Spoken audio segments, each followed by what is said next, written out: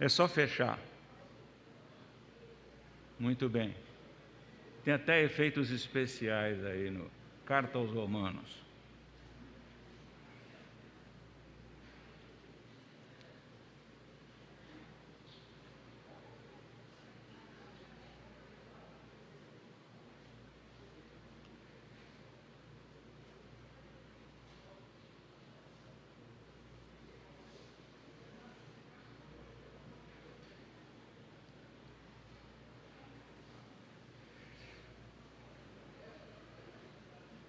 Vamos testar? Foi. Bom dia de novo. Nós vamos estudar a carta aos Romanos. E eu vou tirar a máscara. Não dá. Eu não sei como é que o reverendo Timóteo e Lutero conseguem falar de máscara. É um suplício. Cantar então, né, Jade? É terrível. Tocar piano também devia ser assim. Não está liberado de máscara, devia ser assim. Vamos nessa? Hoje nós estamos estudando continuação da carta aos Romanos. Nós já atingimos agora o final do capítulo 8º.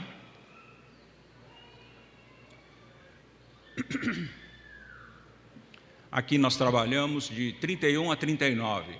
Nós trabalhamos com o tema Nada nos separará do amor de Deus. Aqui o apóstolo se torna um poeta, além de filósofo, porque ele defende toda a doutrina, faz um enfecho do capítulo 8º, em que ele apresenta o Espírito Santo e introduz de maneira bastante dogmática a presença do Espírito Santo em nossas vidas e na existência como doação de Cristo Jesus, e isso faz prova e certeza do amor de Deus. É isso que nós vamos ver hoje.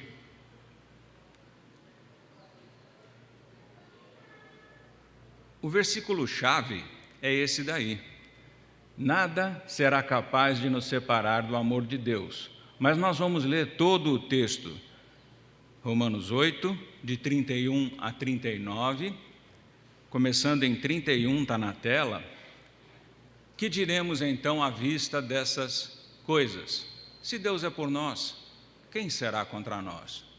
Aquele que não poupou o seu próprio filho, mas por todos nós o entregou, será que não nos dará graciosamente com ele todas as coisas? Quem intentará acusação contra os eleitos de Deus? É Deus quem os justifica. Quem os condenará? É Cristo Jesus que morreu, ou melhor, quem ressuscitou, o qual está à direita de Deus e também intercede por nós. Quem nos separará do amor de Cristo? Será a tribulação, angústia, ou a perseguição, ou a fome, ou a nudez, ou o perigo, ou a espada? Como está escrito, por amor de ti somos entregues à morte continuamente. Fomos considerados como ovelhas para o matadouro. Em todas essas coisas, porém, somos mais que vencedores, por meio daquele que nos amou. Porque eu estou bem certo de que nem a morte, nem a vida, nem os anjos, nem os principados, nem as coisas do presente, nem as do porvir, nem os poderes, nem a altura, nem a profundidade, nem qualquer outra criatura poderá nos separar do amor de Deus que está em Cristo Jesus, nosso Senhor. Pai de amor, orienta as nossas mentes, os nossos corações. Inscreve no nosso pensamento, na nossa lógica, a sua lógica, o seu querer. Em nome e por amor de Jesus Cristo. Amém. Vamos recapitular, vamos fazer um resumo do encontro de domingo passado. Eu vou pedir licença que eu vou ali apagar aquela luz para ver se melhora o contraste, tá?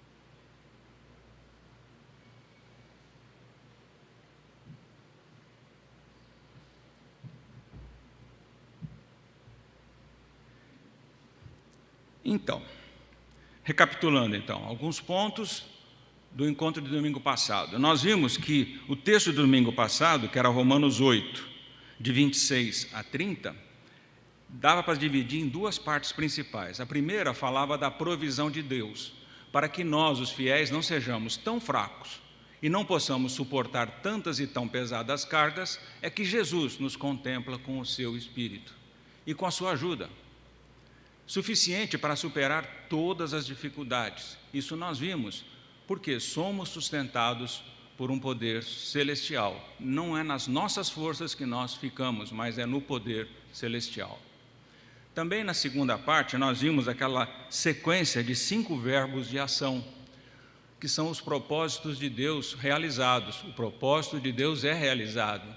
Por quê? Nós vimos, nessa ordem, necessariamente não está por acaso nessa ordem. Ele pré-conheceu, Deus predestinou aquele que ele pré-conheceu, que ele conheceu de antemão, em algumas traduções. Ele predestinou, a quem ele predestinou, ele chamou, a quem ele chamou, ele justificou, e a quem ele justificou, glorificou. Percebam que nós chamamos a atenção que está no passado, glorificou. Por quê? Deus é eterno. Ele tem o passado, o presente e o futuro na sua vista. Ele percebe todas as coisas como feitas. Por quê? Ele não falha. Ele sabe que vai acontecer. E Paulo homenageia ou reconhece esse fato ao colocar o verbo no passado. Porque Deus glorificou. A verdade é que ele já fez, porque ele não falha. Isso acontecerá. Por isso que o verbo está no passado. Nós também vimos que a obra intercessora do Espírito Santo, ela deve ser mais meditada do que explicada, porque ela é baseada na compreensão perfeita das necessidades de cada um dos filhos de Deus. A obra do Espírito Santo, intercessora, ela é customizada, usando uma terminologia bem moderna. Ela é customizada, ela é atendida pessoa por pessoa. Ele te conhece profundamente, ele me conhece perfeitamente. E por isso, ele levanta na presença de Deus a nossa petição, a nossa real necessidade. Se nós entregarmos a nossa vida, abrirmos espaço para que ele possa falar conosco e nos instruir, essa oração que ele fará, essa intercessão, será customizada, será personalizada, porque ela é motivada, na verdade, pela nossa ignorância, no sentido de desconhecermos a vontade de Deus. O Espírito Santo é Deus e, portanto, ele percebe as nossas necessidades na ótica divina. Também nós vimos que aqueles gemidos do Espírito Santo com que ele intercede por nós, são gemidos, é uma figura de linguagem. O apóstolo, para aproximar o nosso entendimento daquilo que ele próprio talvez não soubesse, ou talvez não lhe fosse permitido explicar. Então ele recorre dessa figura de linguagem, e nós vamos ver no texto que 5 vezes ele utiliza 5 vezes figuras de linguagens diferentes. Essa é só mais uma delas. Não dá para conceber que ele estivesse dizendo que o Espírito Santo gemesse na presença de Deus, não é isso. É que ele não sabia como explicar, mas de alguma forma o Espírito Santo se comunica com Deus Pai. E ele expressa as nossas necessidades. Então, isso que nós vimos no domingo passado.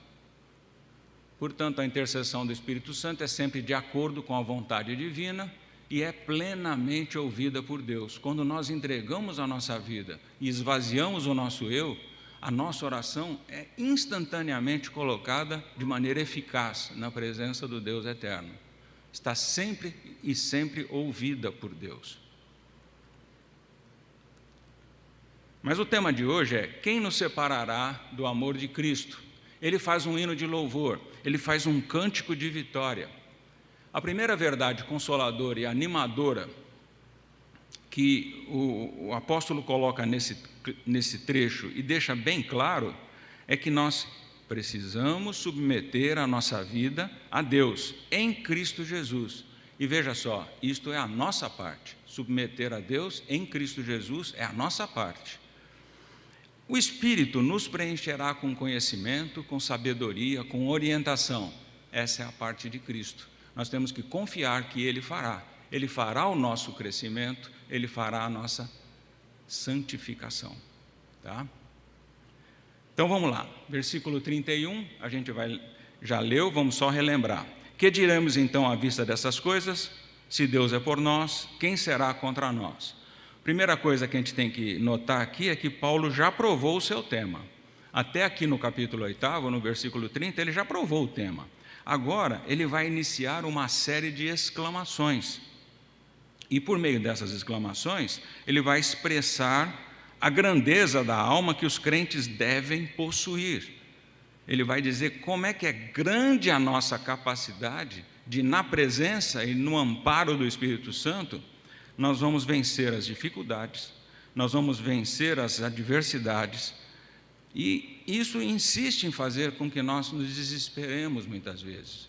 Nós ficamos assustados em face de dificuldade, mas se a gente estiver na presença de Deus, na presença do Espírito Santo, que diremos então à vista dessas coisas? Aqui ele nos ensina que através dessas palavras que a coragem inquebrantável que suplanta as nossas tentações reside no cuidado paternal, divino do Deus eterno. Como? Na presença consoladora do Espírito Santo em nossas vidas. É isso que ele vai defender o tempo inteiro e consegue com alegria fazer isso. A expressão destas coisas abrange a exposição completa acerca da graça oferecida e de maneira gratuita a todos os pecadores perdidos, e a carta expressa isso até aqui. Aí vem uma coisa interessante. Aí vem o quem será contra nós, é outra da expressão de retórica e figura de linguagem que ele utiliza. Com certeza existirá oposição. Nós não podemos ter dúvida que nós teremos dificuldades. Nós não podemos ter a menor dúvida que teremos adversidades, que nós duvidaremos de nossa capacidade de permanecer no lugar certo. Mas o foco de Paulo está no fato de que falta a essas forças a capacidade de destruir a fé. E é pela fé que nós nos sustentamos. Visto que Deus é por nós, isto é, Deus está ao nosso lado. A sobrevivência espiritual é vitoriosa e está assegurada. Por nós expressa o compromisso eterno do amor onipotente de Deus. E está explicitado especialmente nos versículos 38 e 39, que fecham com chave de ouro esse texto. Mas nós vamos chegar lá. Com um hino triunfante de louvor, Paulo encerra a análise do curso da vida cristã. E isso se desenvolve num âmbito fora do alcance e do poder da lei. Nós não somos fora da lei, mas nós estamos acima da lei porque Ele nos justificou. A lei foi feita para condenar, não foi feita para salvar. Jesus Cristo veio para nos salvar da lei. A lei nos faz, e a nossa consciência faz com que nós saibamos que estamos errados, mas Ele nos faz voltar nos caminhos corretos. Deus dirige o nosso destino e isso é o que importa, nada mais importa. É isso que nós temos que ter certeza no final do texto. A nós que somos da família da fé, Ele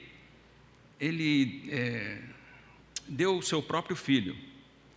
E o dom maior, a salvação, certamente é acompanhada de dons menores. O salmista Davi, ele sabia disso. O texto que está aí na tela é Salmos 56, versículo 9. Olha lá. No dia em que eu te invocar, os meus inimigos baterão em retirada.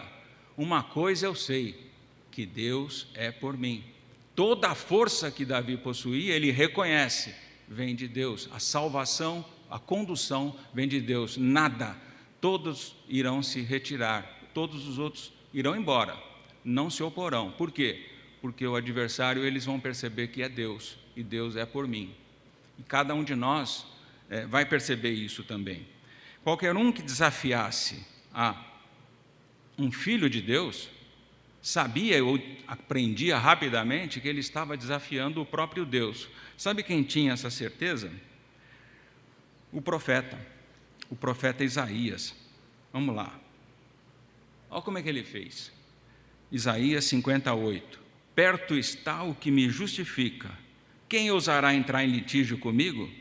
Compareçamos juntos diante do juiz. Quem é meu adversário? Que ele se aproxime de mim. Ele desafiou, porque ele sabia que toda a vida dele estava entregue nas mãos do Eterno e que o Eterno era por ele. E ele estava confiante que a vitória era certa. É isso que nós temos que ter. A retórica é a fala muito utilizada naquela época, ou ciência, para cuidar da persuasão, fazer com que as pessoas percebessem a verdade. E era importante no mundo antigo, principalmente o grego-romano, que dava muita importância para a filosofia, para o estudo, para a espiritualidade, ainda que material, ainda que só humana, ainda que só lógica. A linguagem de Paulo nesses versículos, e Paulo tinha estudado com discípulo com os ensinamentos de Sócrates, ele, nesse capítulo inteiro, 8º, ele trabalha de maneira retórica, mas nesse final especialmente. O que ele quer é mudar o nosso convencimento. Paulo está tentando atrair o seu público para essa discussão. E o seu público eram seus compatriotas. Quem são os compatriotas de Paulo? Roma, os romanos. Ele era cidadão romano. Ele chorava pela existência e pela salvação de Israel, mas ele era um cidadão romano. Os compatriotas, quando 2 vezes ele se refere, ele está se referindo, na verdade, aos romanos, que são os que recebem o endereçamento da carta. Então ele continua. Aquele que não poupou o seu próprio filho, mas por todos nós o entregou, será que não nos dará graciosamente com ele todas as coisas? Aquele que não poupou o seu próprio filho. Esse não poupou o seu próprio filho, e lembra aquele sacrifício de Abraão. Lembra lá no Gênesis 22, 16? Depois de ele oferecer o filho, ele viu que ele tinha disposição realmente de fazer o sacrifício do próprio filho. É muito semelhante. Quando Deus percebeu que Abraão iria realmente fazer o sacrifício, ele mandou parar e disse: jurei por mim mesmo, diz o Senhor, porquanto fizesse isto e não me negaste o teu único filho. Ele também fez a mesma coisa e foi até o final. Aquele que não poupou o seu próprio filho, é muito importante que estejamos profunda e plenamente persuadidos do amor paternal de Deus, que continuemos a gloriar-nos nele e o façamos sem temor. Paulo reitera o valor da nossa reconciliação a fim de confirmar os favores divinos para conosco. E é notável e brilhante a prova do amor eterno de Deus. O Pai não hesitou em entregar o seu próprio Filho para a nossa salvação. E Paulo utiliza exatamente esse argumento de que, se ele dá o maior bem, o maior benefício, o próprio Filho, todos os outros menores também o fará. É esse o argumento de Paulo, a lógica que ele utiliza. Nada é mais querido e mais precioso ou mais excelente do que o seu filho. Então, ele não negligenciará nada que possa ser proveitoso, útil, bom para seus filhos, os filhos de Deus. Esta passagem vem recomendar que devemos considerar o que Cristo traz consigo para nós, pois Ele é o quê? Ele é o penhor do amor solícito de Deus para conosco. Ele deu como prova. Veio para morrer e morrer em nosso lugar. Então, Ele não foi enviado para que nós vivêssemos ausentes de bênçãos. Ele também não chegou à terra com as mãos vazias. Ele veio, na verdade, cheio de todos os tesouros celestiais, de modo que aqueles que os possuem não sentem carência, não sentem necessidade de coisa alguma para a sua plena felicidade. E isso é importante a gente ter bem guardado na nossa mente. E segue. Quem intentará acusação contra os eleitos de Deus? Mais uma pergunta de retórica. Ele está argumentando. Sócrates fazia isso quando passeava pelos jardins, pelas praças, e perguntava, instigava os seus alunos, fazia perguntas para que eles pudessem voltar e desenvolver o pensamento. Sócrates dizia que não ensinava porque ele não sabia nada. Paulo faz a mesma coisa, só que ele sabia, não porque ele fosse sabidinho, mas porque ele era ungido pelo Espírito Santo. Então ele falava ungido pelo Espírito Santo.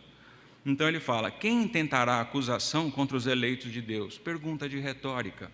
É Deus quem os justifica. E ele mesmo responde. A promessa que abrange tudo, promessa de bênção ilimitada, o apóstolo continua voltando cada vez à primeira declaração de Romanos 8:1. Como é que ele falou lá em Romanos 8:1? Ele abriu esse capítulo. Agora, pois, nenhuma condenação há. Toda hora ele volta naquele mesmo tema inicial que ele abriu o capítulo 8, onde ele vai apresentar o Espírito Santo. Essa é a primeira grande interrogação de Paulo, e ele utiliza no argumento de forma retórica. Não esperava que ninguém fosse responder, escreveu uma carta para ele respondendo. Não, é uma pergunta para construir o pensamento. E Paulo explica a defesa de Deus, lá em 8:31, que na corte celestial, no dia do julgamento final, o próprio Deus nos justificará. Por quê? Porque somos bonitinhos? Não, porque Ele vai enxergar em cada um de nós o seu Filho Jesus Cristo, que já pagou o preço. É isso que é transcendente, isso às vezes foge da nossa inteligência, e é difícil de entender. Eu sei. Os textos judaicos na Antiguidade, eles expressavam confiança de que Deus haveria de, em dado momento, reivindicar Israel para si. Aliás, ele fazia isso todos os anos no dia da expiação.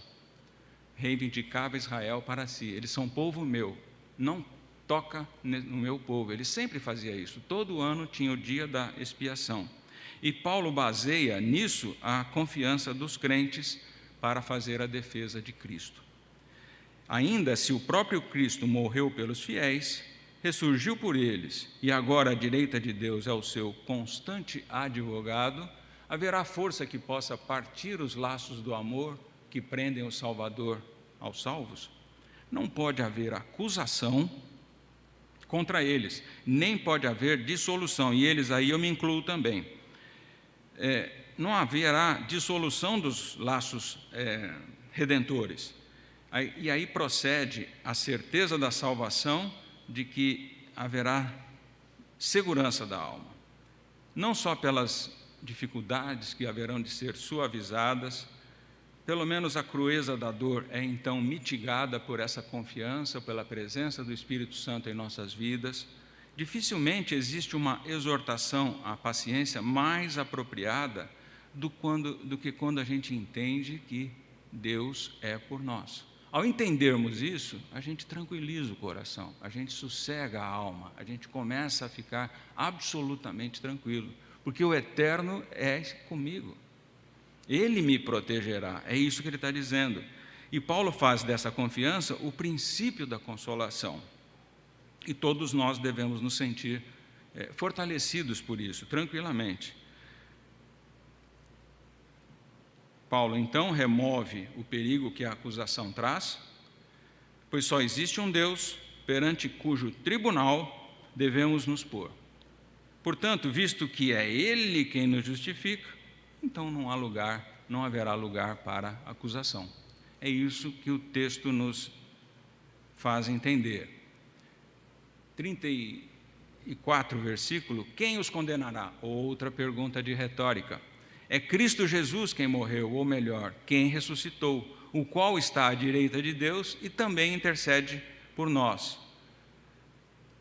Deus não permitirá qualquer acusação que se levante contra nós, visto que já nos absolveu de toda a culpa. O diabo certamente vive a acusar todos os santos. O próprio apóstolo João, lá na ilha de Patmos, teve essa visão, essa certeza. Ixi, não dá para ler nada, mas eu tenho escrito aqui também. Olha lá. Ali dá. Agora ouvi uma voz forte no céu proclamando: agora veio a salvação, o poder, o reino do nosso Deus e a autoridade do seu Cristo. pois foi expulso o acusador de nossos irmãos, o mesmo que os acusa de dia e de noite diante de nós. Isso é Apocalipse 12, versículo 10. Então, há um acusador, ele não para de acusar-nos na frente de Deus, mas nossa defesa é feita pelo próprio Jesus, que já pagou o preço. A lei de Deus, na verdade, nós já dissemos isso há pouco, e a nossa consciência, muitas vezes nos reprovam. Nós percebemos que estamos agindo errado. A nossa consciência nos acusa, a lei de Deus diz que está errado, foi feita, na verdade, para acusar, mas isso é importante. Nenhuma dessas duas coisas, nem a consciência e nem a lei, tem nenhuma influência sobre o juiz que nos justifica. Nenhum adversário, pois, pode abalar, muito menos destruir a nossa salvação. Finalmente, ele nos ensina que Cristo está entronizado, com o fim de ser o eterno advogado e intercessor em prol de nossa salvação. E ele intercede por nós. O apóstolo insistiu em fazer essa adição explícita com o fim de evitar que a divina majestade de Cristo viesse a nos infundir medo. Como é que é? Ele está dizendo que Deus é nosso advogado e deixando isso bem claro, que Ele intercede por nós, porque tanta divindade e o fato dele ter morrido por nós, em alguns, poderia causar medo. Ele morreu por mim, Ele é Deus, e eu estou fazendo besteira aqui, eu vou ficar com medo, é normal. Mas Ele faz isso para dizer que Ele intercede por nós, Ele quer haver a nossa felicidade. Nós não podemos, embora diante da majestade do Deus Filho, nós não podemos, em hipótese nenhuma, ter medo. Jesus é o meu amigo, é o meu irmão. Aliás, depois que Ele ressuscitou, mas também só depois que ressuscitou, Ele é que chamou os seres humanos de meus irmãos. Antes disso, Ele não falou nenhuma vez, meus irmãos, só depois que ressuscitou. Mas isso é só uma curiosidade. Aí vem Paulo e apresenta, então, esse Jesus Cristo como o mediador, em cuja presença seria simplesmente absurdo caso alguém ou algum de nós tivesse medo. Não temos como medir essa intercessão pelo nosso critério carnal de inteligência. Nós não conseguimos medir como é que é essa intercessão. O próprio Paulo não esclarece como se dá essa intercessão. Eu já vi muita gente querendo supor, mas é além da Bíblia, além da letra. Não dá para supor nada.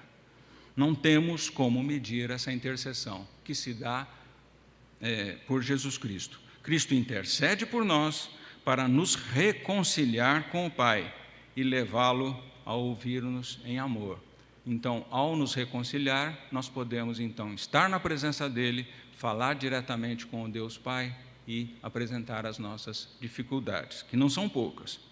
E lamentar, nós vimos isso naquele domingo, lamentar, chorar, reclamar, é direito nosso, mas nós temos que nos conformar com a vontade divina sempre. Quem nos separará do amor? Esse já é o versículo 35. Quem nos separará do amor de Cristo? Outra pergunta. Será a tribulação, ou a angústia, ou a perseguição, ou a fome, ou a nudez, ou o perigo, ou a espada? Esta é a segunda grande interrogação que Paulo utiliza no seu argumento de retórica. Quem nos separará do amor de Cristo? Se Deus os justifica, ousará alguém acusar os eleitos de Deus? E se o próprio Cristo morreu pelos fiéis, ressurgiu por eles, e agora à direita de Deus é o seu constante advogado, haverá força no universo capaz de partir os laços que prendem o Salvador aos salvos? Não pode haver acusação contra ninguém, nem pode haver dissolução dos laços redentores, se estivermos na presença e confiantes em Jesus Cristo. O sentido dessas palavras consiste em que, seja o que for que nos aconteça, devemos permanecer firmes em confiança em Deus, que uma vez por todas um dia nos envolveu em seu amor. Não fomos nós que o procuramos. É Ele que nos envolve em seu amor. É Ele que nos abraça e nos traz para perto de si. Essa é a nossa certeza. Por quê? porque Ele é o Todo-Poderoso. Nós não poderíamos resistir e não poderíamos nos aproximar dele se Ele não quisesse que assim fosse. Então, jamais deixará de cuidar de nós. É essa a tese defendida pelo apóstolo. Então, simplificando, nenhuma adversidade deve minar a nossa confiança de que quando Deus nos é propício, é a nosso favor, nada poderá ser contra nós.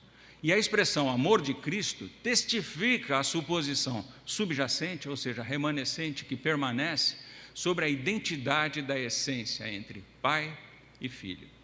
O amor de Cristo significa o amor de Deus, significa o amor do Espírito Santo. Essa identidade, ela permanece, ela remanesce, ela existe. Nós não podemos nos esquecer disso. E depois ele fala que será tribulação, angústia ou perseguição. Percebam, 3 classes de dificuldades, de tentações. Tribulação inclui, ele fala quem nos separará, contém uma ênfase oculta. Isso é importante. Quem nos separará? A ênfase oculta, ele poderia dizer o que nos separará. Porque, veja, tribulação, angústia e perseguição não são entes, não são pessoas. São fatos, são sentimentos, mas ele personaliza esse sentimento, esse fato, essa dificuldade e chama de quem nos separará. Ele preferiu, então, personificar seres inanimados a fim de enviar-nos a uma competição difícil em que tinha muitos campeões, diferentes tipos de tentações e que se propõem a abalar a nossa fé. Mas olha que interessante, 3 tipos de tentações ele classifica. Tribulação.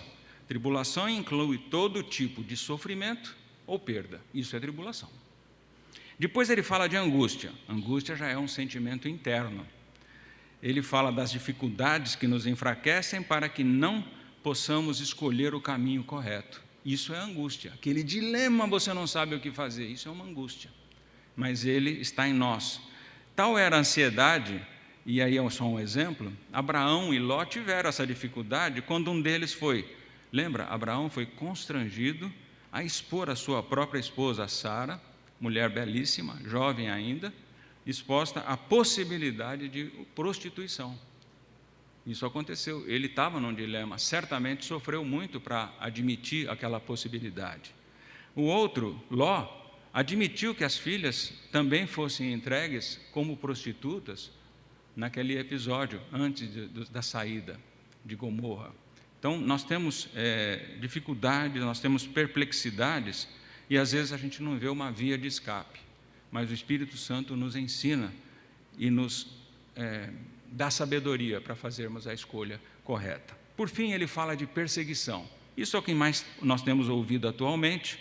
Perseguição, propriamente dito, denota a violência tirânica pela qual os filhos de Deus são imerecidamente atormentados pelos ímpios. E vamos ao versículo 36 e 37. Aqui dá para ler, lá não dá não. Como está escrito, por amor de ti somos entregues à morte continuamente. Fomos considerados como ovelhas para o matadouro. Em todas estas coisas, porém, somos mais que vencedores, por meio daquele que nos amou. Essa citação é de grande importância na consideração desse tema que ele está desenvolvendo, porque Paulo insinua que o terror da morte está longe, mas muito longe, de ser uma razão para a nossa apostasia. Abandonar a fé por causa de terror da morte, ele não considera válido. Ele diz que isso não é razão. E quase sempre a porção dos servos do Senhor é ter a morte diante dos seus olhos. O próprio Paulo dizia, morrer para mim é lucro.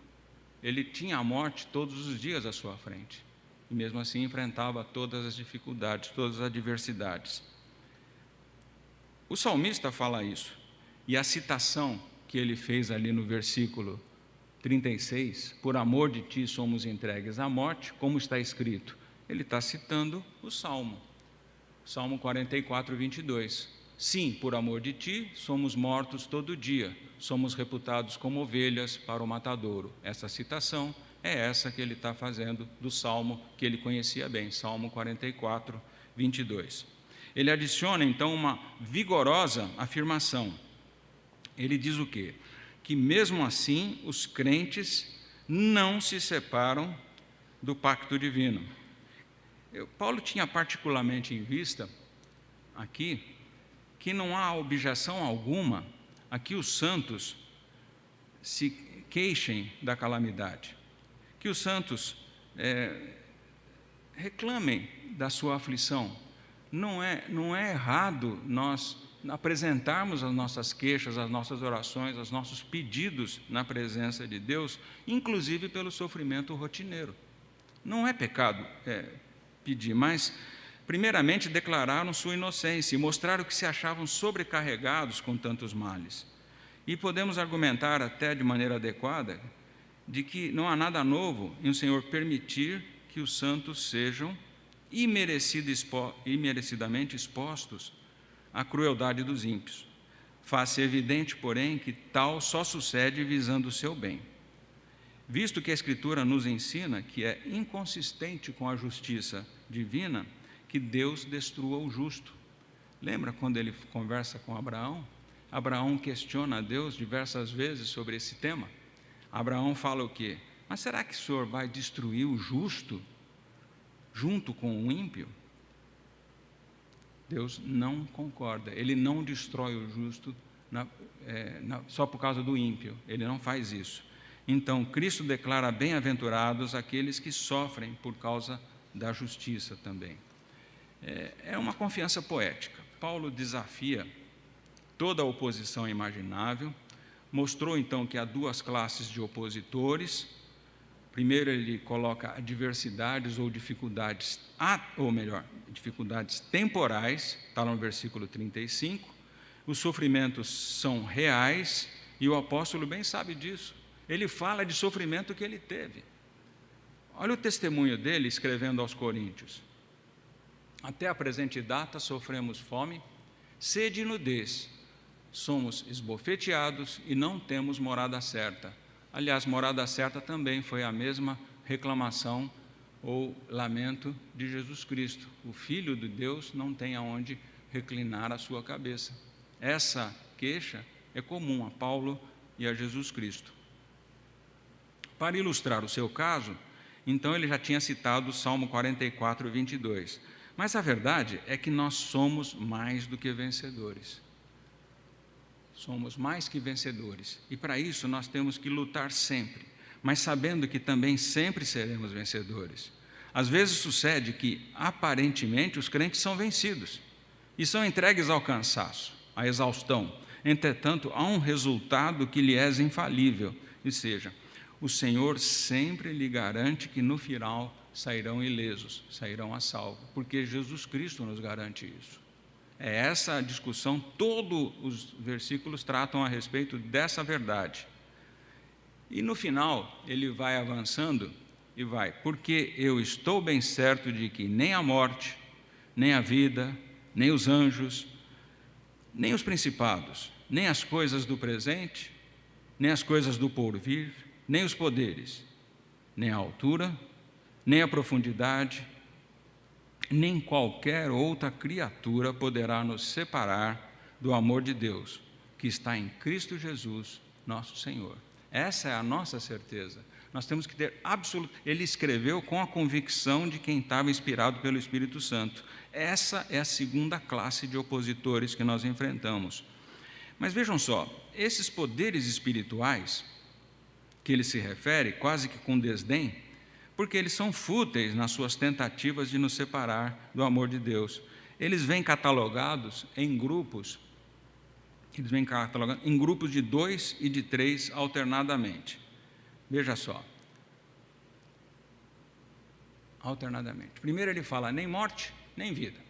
No segundo grupo ele fala nem anjos, nem principados, nem poderes. No terceiro momento, nem coisas do presente, nem do futuro, nem do porvir.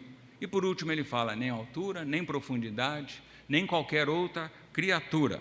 Cristo venceu todos os inimigos e os colocou debaixo dos seus pés. Isso é outra figura de linguagem que ele utiliza. Evidentemente, só pode ser uma figura de linguagem.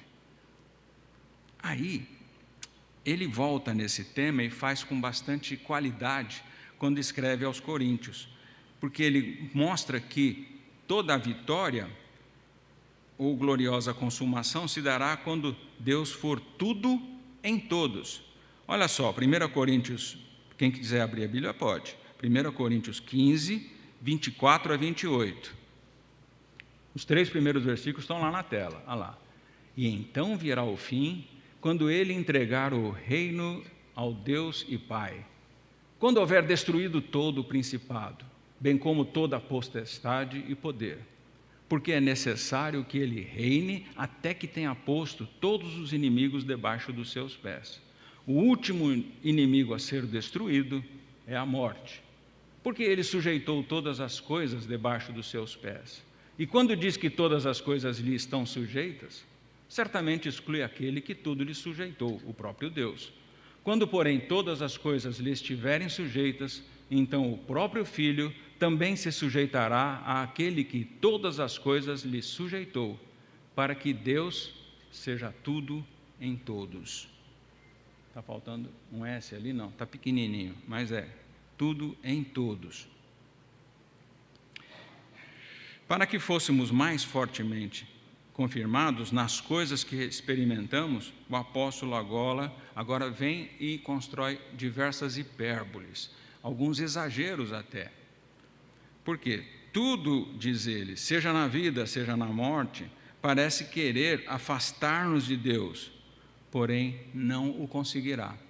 É um certo exagero, porque nem tudo nos afasta de Deus, mas ele quer dizer assim, que é tão terrível a coisa que tudo parece nos afastar de Deus, porém não conseguirá. Sim, ainda os próprios anjos, se tentarem arrancar-nos desse fundamento, serão frustrados, pois não nos causarão qualquer dano.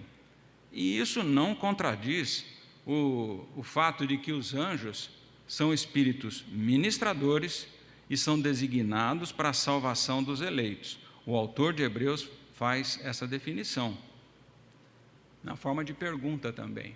Hebreus 1, 14. Não são todos eles espíritos ministradores, enviados para serviço a favor dos que hão de herdar a salvação?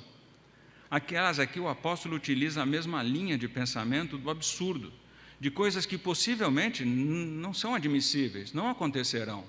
Nós não veremos isso acontecer, mas ele usou essa filosofia do absurdo, essa retórica de absurdo, que era também utilizada por Sócrates e por Aristóteles. Ele cria uma frase que você percebe claramente que é um absurdo, não faz sentido, e aí a pessoa desperta para construir a verdade, para perceber ou se aperceber da verdade. Lá em Gálatas 1:8, ele usou, na advertência: mas ainda que nós, ou mesmo um anjo vindo do céu, pregue a vocês um evangelho diferente daquele que temos pregado, que seja anátema. É isso? Ele faz isso, mas essa é a retórica ou construção filosófica do absurdo. Ele fala uma coisa que é facilmente perceptível como absurda, e aí as pessoas constroem e se apercebem da verdade. São coisas indignas, são coisas minúsculas até os nossos olhos, quando comparadas então com a glória de Deus. Calvino nos alertou para isso. Nada das nossas dificuldades é significativo frente à glória eterna que haveremos de herdar. Pode-se proferir então, em relação a esse texto anterior, uma outra interpretação, ou seja, nem anjos, nem quaisquer outros poderes elevados que porventura existam, haverão de nos separar do amor de Deus. Não haverá chance. Essa é a nossa maneira de expressar quando nos referimos a coisas que nos são desconhecidas e que às vezes excedem a nossa compreensão. Então nós temos que ter absoluta certeza daquilo que Paulo afirmou aos Filipenses 1:6. Aquele que começou em nós uma boa obra, a completará, lembra? Até o dia da volta do nosso Senhor Jesus Cristo. Isso está lá em Filipenses 1:6. E então ele termina o texto glorioso, o texto do Cântico de Vitória, dizendo, explicitando uma oração em que ele fala a respeito do real depositário do amor de Deus. Às vezes a gente tem ouvido falar que Deus te ama, me ama, nos ama, mas Ele nos ama porque Ele nos vê em Cristo Jesus. É Jesus Cristo o Filho amado, é Ele que Ele se compraz. E ao nós abraçarmos Jesus Cristo e colocarmos em nossas vidas, Ele vai nos amar porque Ele ama ao Filho perfeitamente. É essa a mensagem que está bem clara aí. Ou seja, Cristo é o vínculo nosso com a eternidade. Só em Cristo nós conseguimos nos colocar em pé na presença do Deus eterno. Senão Ele nem olha para nós, não tenho dúvida disso. Ele só olha para a sua vida, para a minha, para qualquer um de nós, porque Ele nos enxerga em Cristo Jesus. Ele cumpriu toda a... Então, nós temos em Cristo. Não adianta querer chegar, eu vou falar com Deus. Vai não, você tem que falar em nome de Jesus. Sempre em nome de Jesus. É Ele que nos coloca na presença. Ele é a religião. Jesus Cristo é a religião. Só com Ele podemos estar em pé na presença do Deus eterno. Ele é o bem-amado Filho, em que o Pai tem todo o prazer. Quem deu esse testemunho? O João Batista. Lembra, no final do batismo, a voz tronitoante falou: este é o meu Filho amado, em quem me comprazo. Mateus 3,17. Se, pois, aderimos a Deus por meio dele, o Filho, Cristo Jesus, nós nos asseguramos da bondade imutável, da bondade incansável de Deus para conosco, em Cristo Jesus. Assim o apóstolo, ainda com maior clareza, põe no Pai a fonte do amor, afirmando que esse amor, essa alegria de nos atender, de nos ouvir, de nos enxergar, é porque flui através de Cristo. Não existe outra maneira. É isso que Paulo está falando bem claramente nesse capítulo 8. E é o Espírito Santo que nos faz perceber e caminhar nessa jornada.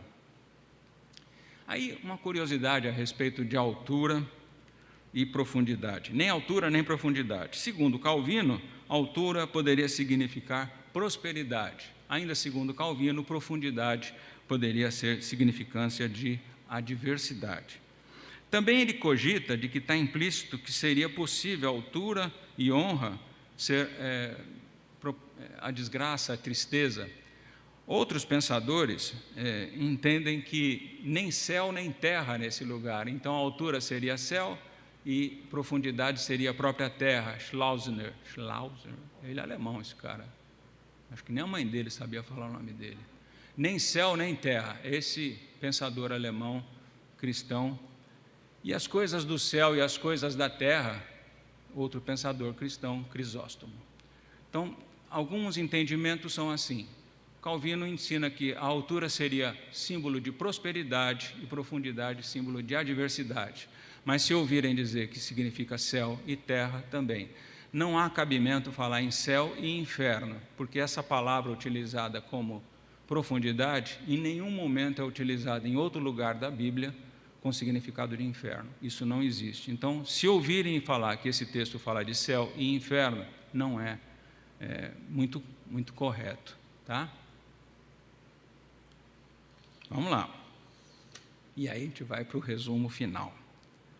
São 16 pontos que a gente viu hoje. Vamos tentar resumir os 16. Na tela, olha lá. Primeiro, nada nos separará do amor de Cristo. Esse é o fecho da argumentação retórica que foi promovida pelo apóstolo. Em segundo lugar, ele demonstra que os crentes são amados por Deus. Por quê? Porque estão em Cristo. Ele só nos ama e nos enxerga porque Ele enxerga o Filho amado. Enquanto nós nos escudarmos na cruz de Cristo, enquanto nós aceitarmos a Cristo como Senhor e Salvador, estivermos firmes nessa convicção, Ele vai nos atender, nos ouvir e vai olhar para nós com amor. Que o Senhor já cancelou toda a culpa. Não haverá acusação. A acusação não ocorrerá porque Ele já cancelou a culpa. Que Deus mesmo providenciou para os crentes tivessem um caráter santo e vitorioso. O Espírito Santo nos eleva a essa condição de sermos separados para o trabalho de Deus. Que o Espírito Santo está neles e com eles para sempre. que o pecado foi vencido. E ele está debaixo dos seus pés, figura de linguagem para Jesus Cristo que pisou o pecado. Os céus sobre suas cabeças, o que podem temer? As mais extremas mudanças de nossa condição não afetam o amor de Deus. Nem morte, nem vida, lá no versículo 38, nem ação de seres que poderiam nos convencer, anjos, principados, poderes, os quais sabemos presentes na criação. E, finalmente, ele nos lembra que o amor de Deus está em Cristo Jesus e que Ele é o nosso Senhor. Por fim, por isso, para conhecê-lo e experimentá-lo, precisamos estar unidos, confiantes em Cristo Jesus, com uma fé viva. A recomendação é que aí nós seremos mais que vencedores, isto é, não seremos apenas vitoriosos, nós seremos super vencedores. Nada pode impedir a vontade de Deus. É esse o ensino que ele fecha no capítulo 8º, quando ele apresenta. O capítulo 8º, de forma assim muito coerente, ele teve início com nenhuma condenação há. E ele termina com nenhuma separação há. A condenação foi cancelada, a junção com Cristo é perfeita, eterna. É isso que ele está demonstrando em todo o capítulo 8º, quando ele apresenta o Espírito Santo para nós. E o crente, com mais significância, o apóstolo defende, o que ele, para o crente, com mais significância defende, é que nós podemos ter certeza absoluta do amor de Cristo. Porque mesmo em face das mais terríveis dificuldades, nada nos separará do amor de Cristo. Essa é a nossa certeza. Não haverá força no universo capaz de nos afastar do amor de Cristo. Nós temos que ter essa perfeita convicção.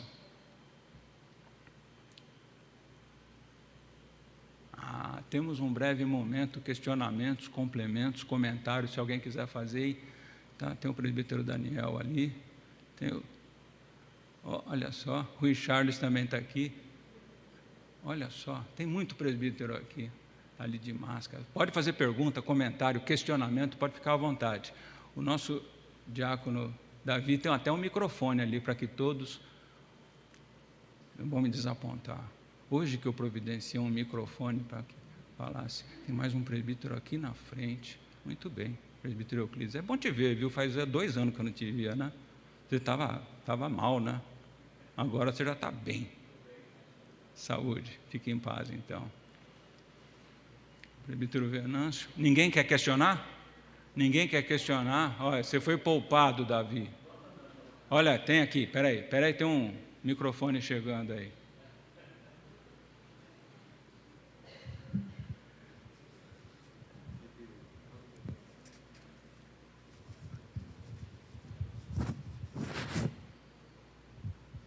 A colocação seria a seguinte: Jó, ele foi tentado, Deus permitiu que ele fosse tentado, e Satanás o tentou o máximo que pôde.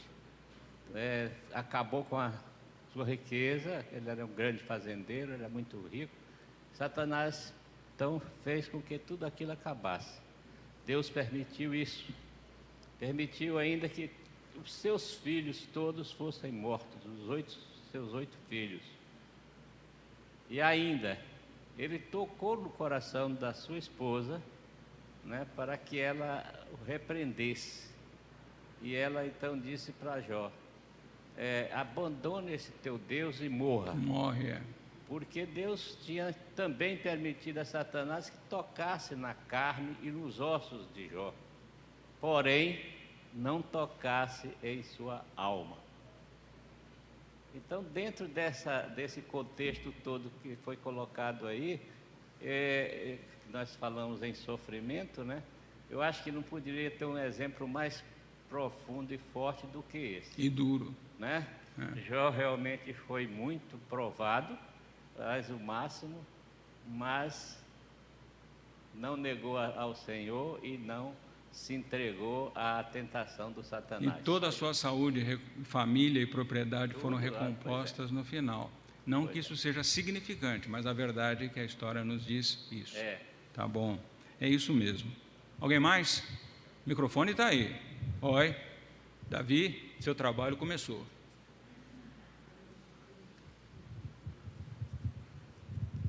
Ele já correu para buscar água, agora correu para buscar microfone. Quem entrega o rei? Quem entrega o reino a Deus? Eu não entendi nada. Quem entrega o reino a Deus? Tem acho que foi em Mateus que você leu, que o reino é entregado a Deus. Eu não entendi direito. O reino da terra é entregue a Deus, é isso? É Jesus Cristo que entrega o reino. Ah, sim, agora me localizei. Tá bom. Quando Jesus voltar, todo o universo será refeito. E ele devolve para Deus, ele reconhece que todas as coisas, Deus vai reconhecer que todas as coisas estão sob o domínio de Jesus Cristo, toda a criação, o universo cósmico estará sob o domínio, exceto o próprio Deus. É isso que ele fala. Então ele devolve toda a criação para o domínio pleno de Deus. É isso que está lá no texto. Cristo devolve para Deus. Ele virá como juiz, sim, na segunda vez virá sim como juiz. É isso.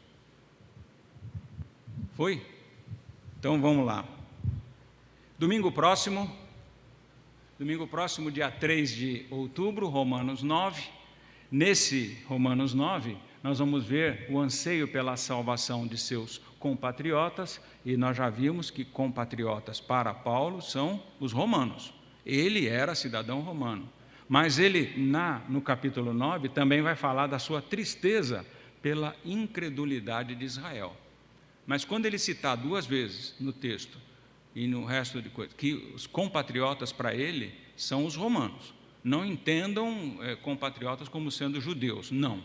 Compatriotas para Paulo são os romanos, mas ele chora sim e se entristece pela incredulidade de Israel. Isso nós vamos ver a partir do domingo que vem, já com o reverendo Lutero.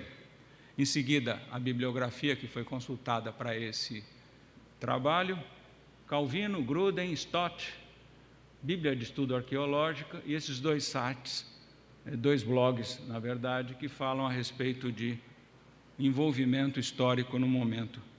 Está lá. Então, a minha gratidão a todos, desejando a todos um ótimo domingo. Aí é um lugar que pouca gente conhece, é a Praça Argentina, lá em Roma, e esse lugar aí fica numa encruzilhada. Esse trabalho de construção ou reconstrução em 3D é interessante. Isso existe. Tira a ratoeira que tem no bolso, compra uma passagem, vai conhecer a Itália, passa por essa Praça Argentina e você vai ver. Essa construção que você está vendo em 3D, ela não existe. É só ruína mesmo. Senhores, tenham um excelente domingo. Bom em paz. Muito obrigado.